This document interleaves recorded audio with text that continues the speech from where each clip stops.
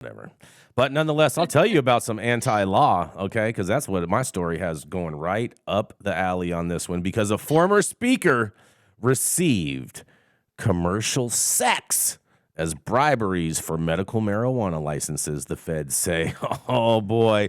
In addition to cash payments and private jet travel, former Michigan House Speaker Rick Johnson received thousands of dollars worth of commercial sex with a sex worker as bribes during his time as chair of the now defunct Michigan Marijuana Medical Licensing Board, according to a federal court filing published on Thursday.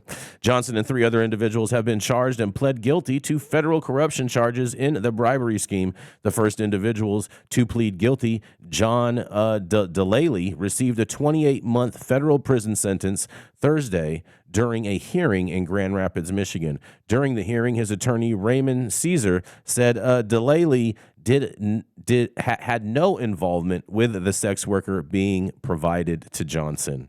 Man, fascinating.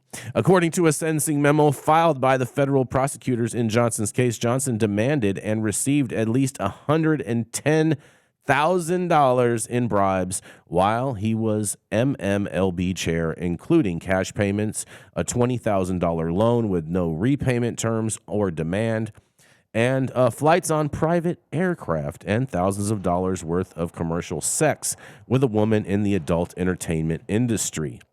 In return, Johnson provided an unfair advantage to bribe payers in the form of his favorable vote on license applications, his help and support throughout the licensing process, and confidential inside information pertaining to the board's work and other applicants.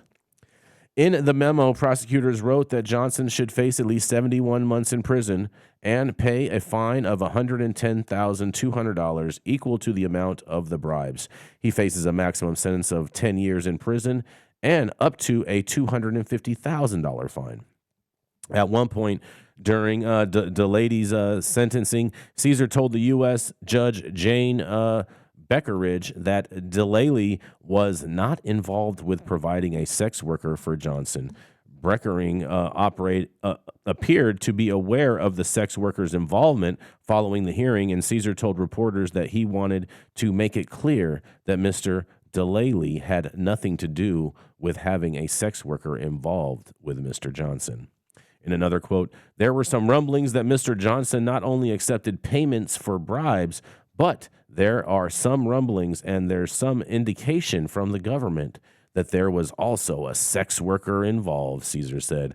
And my position today, and I made it clear, was that Mr. Delaley was not involved in that whatsoever, and the court accepted that, and government also.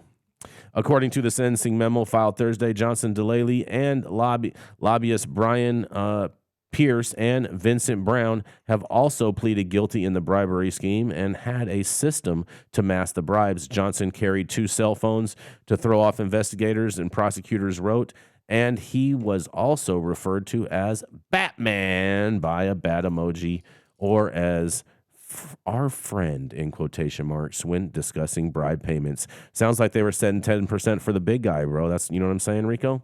In one exchange detailed by prosecutors, Brown told Pierce that was happy. Batman is a great Batman. And something prosecutors wrote was an indication of the influence of the former speaker held over the lobbyists. In one more quote, the manner in which the payments were moved through LLCs and disguised demonstrate that everyone, including Johnson, knew that what they were doing was unlawful, prosecutors wrote. Finally, Johnson's repeated use of a prostitute who was paid to have sex with him on multiple occasions by businessmen seeking his help and licenses from the state is abhorrent behavior, they say. In their totality, Johnson's criminal acts and his attempts to evade law enforcement are utterly disgraceful and worthy of punishment well above the low end of the advisory guidance range for a bribery offense. And this story continues to go on, but nonetheless, in the sake of time, I'm going to end it there. You can read it all on our website at www.high9.com. But what do you guys think about all this bribery and all this sex work going on? Man. I mean, I was kind of holding off on the other article just so I could shoot my load on this one. I bet. I mean, first of all, you know, when you got your Johnson in a bat cave you know, that definitely, I mean, you said it's National Linguini Day, so Yep, I'm it all about is. the noodle. And you also indicated to us that it was neonatal day, so we know those things go hand in hand. Noodles lead to babies. I mean, the thing for me is, you know, aside from being married, I'm not mad at people for being humans and having unfulfilled desires. And really, the cannabis industry should get extra support for the fact that it's been a great uh, lure Crutch. to allow law enforcement to tease out systemic corruption by public officials. Is that how you call The it? Teasing challenge that out? I have Teasing is out, over huh? a couple things, though, Jason, which is that, like, yes, he should go to jail. Yes, he's, you know, obviously either a cheater or just willing to exchange for sex, but he's also a rat, right? Like, he cooperated with the feds, which is more distasteful than wanting to get sex that's paid for. I just think that, you know, it's really it's sad. And we probably shouldn't think that this is only in the cannabis industry trying to get licenses. We would be really naive to think that it's only this industry, that it doesn't apply to defense contracts, that it doesn't apply to all sorts of other government business. I just think the fact that he cooperated makes him even more heinous. And frankly, you know, I think that woman who had to service his Johnson should get like a distinguished medal or something like that. I mean, this poor sex worker, I'm sure he was not bringing sexy to the table. How do you know it wasn't Stormy Daniels? Well, he is playing right out of the Trump handbook here. I mean, come on. This is ridiculous. I can't believe we're wasting our time on this mess.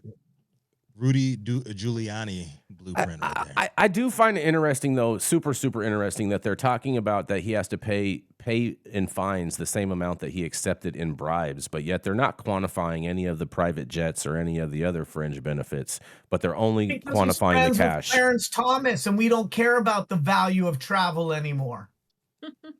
Is that how you're feeling? We don't care about the value of travel? Or there's no value to travel? If you're a Supreme Court justice, vacations don't matter. I don't know. Can I just point out real quick, elect more women? Because how often do you hear about women getting entrapped in like sex? Oh, tons of stuff. There was a story. Hold on. I don't think you want to do that, Dale, because there's a whole story going on in Virginia right now about a married woman she's running for some office in Virginia, and she has a whole sex scandal going on.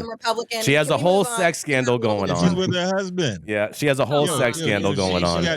She got a chatterbait. Just saying, she has a whole sex scandal going on. I just don't think that's a good argument. Out all the entrails, kitty. Why y'all mad? Either way, this is stupid. Why y'all mad? We ain't got no time for this. We ain't got no time for this. Oh man, you ready, Rico? Shout out to Michigan. Yeah. He fucked around. He got caught. End of story. So you saying this is why Michigan has a woman governor. So you saying he basically fucked around and found out, Gretchen? Is that what you're telling me? Huh? He didn't know how to cover it up. He didn't know how to cover it up. Oh, look at that, Gretchen. There we go. Spoken like a true Washington insider. You gotta know how to bury the bodies deeper. Hopefully he did cover it up. We're gonna end up like Hunter Biden up there. Gretchen, but the back cave. Apparently it wasn't that deep, Yarrow. Uh-huh. Right, can we move on? The back cave was full.